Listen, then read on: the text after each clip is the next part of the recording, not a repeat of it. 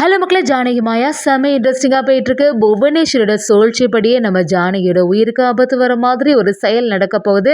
அதுலேருந்து நம்ம கதிர் ஜானகியை காப்பாற்றிட்டாங்கன்னே சொல்லலாம். இனி ரகுராமோட முடிவு என்னவா இருக்க போகுது?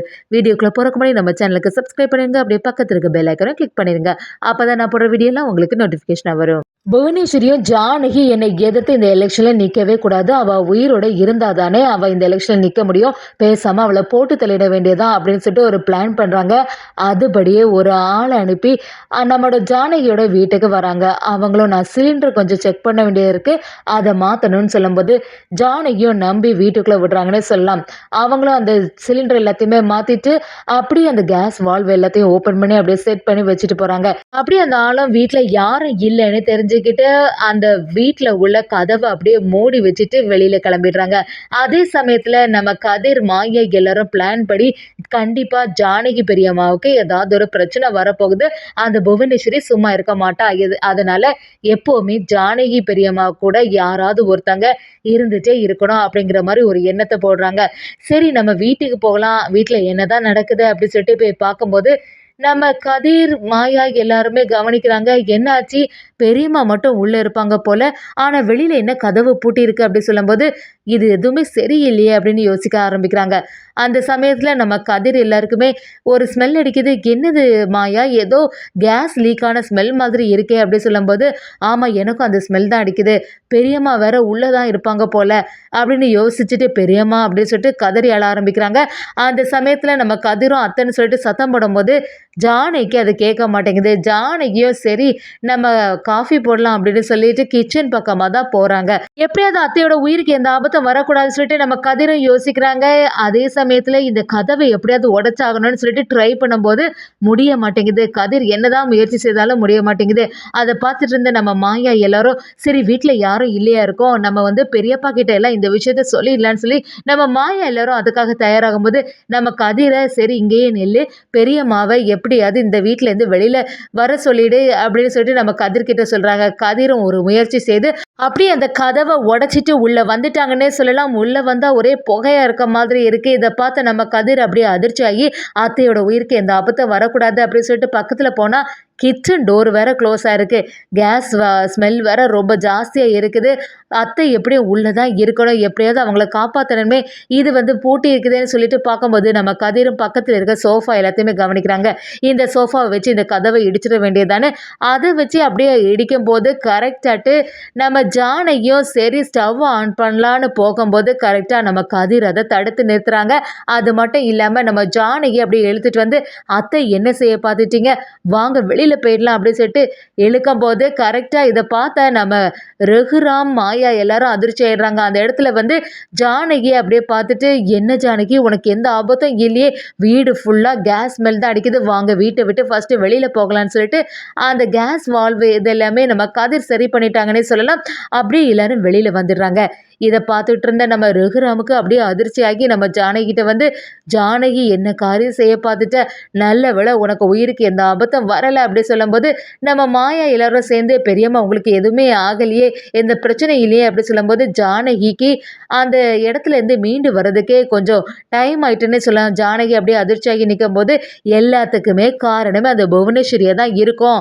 அது அவள் ஏற்கனவே எலெக்ஷனில் நீங்கள் எதிர்த்து நிற்கிறீங்கன்னு தெரிஞ்சுட்டு தான் உங்கள் உயிருக்கு ஆபத்து வர மாதிரி இந்த செயலை செய்திருப்பா அப்படின்னு சொல்ல ஆரம்பிக்கிறாங்க. ரகுராமன் நீங்கள் சொல்கிறது எல்லாமே சரியாக தான் இருக்குது, ஏற்கனவே அவளை எதிர்த்து யார் நின்னாலுமே அவங்கள போட்டு தள்ளணும் அப்படிங்கிற ஒரு முடிவோட தான் இருந்தா, இன்னைக்கு இந்த வீட்டுக்குள்ளே இப்படி ஒரு பிரச்சனை வர அளவுக்கு இவ செய்துட்டாளா, இவளெல்லாம் சும்மாவே விடக்கூடாது அப்படின்னு சொல்லிட்டு நம்ம ரகுராமன் மாயா கிட்ட சொல்ல ஆரம்பிக்கிறாங்க. நம்ம தினமும் கதிரை பார்த்து கதிர் நீ மட்டும் கரெக்டான சமயத்தில் இந்த டோரை உடச்சி உள்ளே போகலைன்னா அம்மாவுக்கு ஏதாவது ஆகிருக்கும் நினச்சாலே எனக்கு பயங்கரமாக பதட்டமாக இருக்குது, நல்ல வேளை கரெக்டான சமயத்தில் நீ அம்மாவை காப்பாற்றிட்ட அப்படின்னு சொல்லும்போது கதிரும் எனக்கு வேறு வழியே தெரியலை, அத்தைக்கு இப்படி ஒரு பிரச்சனை தெரிஞ்ச உடனே எப்படியோ அவங்கள காப்பாற்றணும் அப்படிங்கிற ஒரு எண்ணம் மட்டும் தான் எனக்குள்ளே இருந்துட்டு இருந்து, சரி இப்போ அத்தைக்கு தான் எந்த பிரச்சனையும் இல்லையே, நல்லபடியாக இருக்கணும், நீங்கள் எதையும் நினச்சி வருத்தப்படாதுங்கன்னு சொல்லிட்டு சமாதானப்படுத்தி வைக்கிறாங்க. ராமன் ரமணி பாட்டியை நம்ம ஜானகியை பார்த்து, ஜானகி எப்போ வந்து இவ்வளோ பெரிய வேலையை நம்ம வீட்டுக்குள்ளேயே அவ செய்ய ஆரம்பிச்சாலோ இனிமே நம்ம ரொம்ப ஜாக்கிரதையாக தான் இருக்கணும். ஒவ்வொரு நிமிஷமும் அவனால நம்ம குடும்பத்தில் உள்ளவங்க யாருக்காவது ஏதாவது ஆபத்து வர்றதுக்கு வாய்ப்பு ஜாஸ்தியாக இருக்குது. அதனால எல்லாரும் ஒற்றுமையாக தான் இருக்கணும்னு சொல்லிட்டு நம்ம ரமணி பாட்டியும் சொல்ல ஆரம்பிக்கிறாங்க. அதே சமயத்தில் இன்னொரு சைட் பார்த்தீங்கன்னா புவனேஸ்வரியும் பசுபதி கிட்ட எப்படி இருந்தாலுமே இந்த டைமுக்கு இந்த ஜானகிக்கு ஏதாவது ஒரு பிரச்சனை ஆயிருக்கும், கொஞ்ச நேரத்தில் ஒரு நல்ல செய்தி வரும், எப்படியாவது ஜானகி உயிரோட இல்லை அப்படிங்கிற விஷயத்த தெரிஞ்சு இந்த ரகுராம் வந்து எப்படி தான் தாங்கிக்க போறானோ அப்படின்னு சொல்லிட்டு புவனேஸ்வரியும் நம்ம பசுபதி கிட்ட பேசிட்டு இருக்காங்க. பார்வதியும் இதை பார்த்துட்டு இந்த வாட்டியும் புவனேஸ்வரி பண்ண பிளான் எல்லாமே சொதப்பல் தான், ஜானகி அக்கா நல்லா தான் இருக்காங்க, எப்படி இருந்தாலுமே கடைசி நேரத்தில் ஜானகி அக்கா தான் இந்த எலெக்ஷனில் வின் பண்ணுவாங்க போல இருக்கு அப்படின்னு சொல்லிட்டு பார்வதியும் யோசிக்கிறாங்க. பார்வதியும் புவனேஸ்வரி கிட்ட ஃபோன் பண்ணும்போது புவனேஸ்வரியும் என்னாச்சு ஜானகிக்கு இப்படி ஏதாவது பிரச்சனை ஆச்சா அப்படின்னு கேட்கும்போது பார்வதியும் என்ன நீங்கள் பேசிட்டு இருக்கீங்க, அவங்களுக்கெல்லாம் எந்த பிரச்சனையும் இல்லை, கடைசி நேரத்தில் அந்த கதிர் பையன் வந்து காப்பாற்றிட்டான் அப்படி சொன்ன உடனே புவனேஸ்வரி அதிர்ச்சி ஆயிடுறாங்க. நம்ம ஒரு பிளான் பண்ணால் எல்லாமே சொதப்பிடுதே, அந்த ஜானகியை காப்பாற்றுறதுக்காண்டி யாராவது ஒருத்தங்க வந்துருவாங்க போலயே அப்படின்னு சொல்லிட்டு நம்ம புவனேஸ்வரி பயங்கரமாக டென்ஷன் ஆகிறாங்க. பசுபதியும் சரி நீ இப்போதைக்கு கவலைப்படாத, அதான் எலெக்ஷனுக்கு கொஞ்ச நாள் கூட இருக்குல்ல, எப்படி இருந்தாலுமே அந்த ஜானகியை ஏதாவது பண்ணிக்கலாம், நீ வருத்தப்படாதுன்னு சொல்லிட்டு சமாதானப்படுத்துகிறாங்க. நம்ம ரகுராம் இந்த வாட்டி பயங்கர அதிரடியாக இறங்குறாங்கன்னு சொல்லலாம். ரகுராமோ இனி இப்படி வரைக்கும் வீட்டுக்குள்ளே வந்து ஜானகிக்கு இப்படி பிரச்சனை வர மாதிரி ஒரு செயலை செய்து இந்த புவனேஸ்வரியை சும்மாவே விடக்கூடாது, அவளுக்கு சரியான தக்க தண்டனை கொடுக்கணும்னு சொல்லிட்டு நம்ம ரகுராம் யோசிக்க ஆரம்பிக்கிறாங்க. சரி இன்னைக்கு வந்து ஜானகி இப்படி இருக்க நிலைமைக்கு காரணமே கதிர் தான், கதிர் மட்டும் கரெக்டான சமயத்தில் வந்து ஜானகியை காப்பாற்றலைன்னா என்ன நடந்திருக்கும்னு நினைச்சாலே பயங்கரமாக வருத்தமாக இருக்குன்னு சொல்லிட்டு நம்ம ரகுராம யோசிக்கும் போது ரமணி பாட்டியும் மணியும் அந்த இடத்துல வந்து பேச ஆரம்பிக்கிறாங்க. கதிர் நல்ல வேலை கரெக்டாக வந்துட்டான் அப்படின்னு நம்ம கதிரை பற்றி புகழ்ந்து பேசிட்டு இருக்காங்கன்னே சொல்லலாம். அதே சமயத்தில் ரகுராமும் நம்ம கதிர்கிட்ட நம்ம நன்றியும் சொல்லலை, எதுவுமே சொல்லலை, எப்படியாவது அவங்கிட்ட நன்றி சொல்லணும்னு சொல்லிட்டு நம்ம கதிரை பார்க்குறதுக்காண்டி ரகுராம் வராங்க. தன்னோட மாமா ரகுராம கதிரோட வீட்லேயே பார்த்த உடனே கதிர் அப்படியே அதிர்ச்சி ஆயிடுறாங்க. வாங்க அப்படின்னு சொல்லும்போது நம்ம ரகுராமும் தனா எங்கேன்னு கேட்குறாங்க.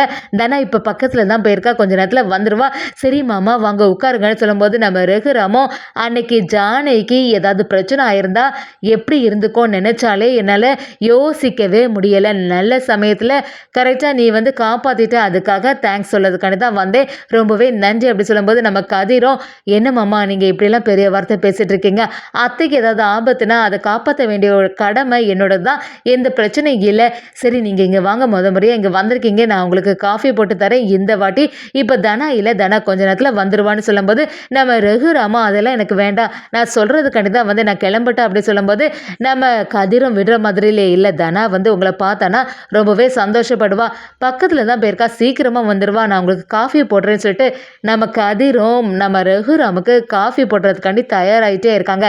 நம்ம ரகுராம பார்த்த உடனே கொஞ்சம் பதட்டமான கதிரும் அப்படியே காஃபியெல்லாம் பாலெல்லாம் அப்படியே சிந்தும் போது நம்ம ரகுராமும் அப்படியே அவங்களுக்கு ஹெல்ப் பண்ணுற மாதிரி இருக்குது. கரெக்டாக அந்த சமயம் பார்த்து தனா வராங்க. தனா வந்து ஜன்னல் வழியாக இதை பார்த்துடுறாங்க. அதை பார்க்கும்போது நம்ம தனாவுக்கு ஒரு சந்தோஷமாக இருக்குது, கதிரை மருமகனாக நம்ம ரகுராம் ஏற்றுக்கிட்டாங்கன்னே சொல்லலாம்.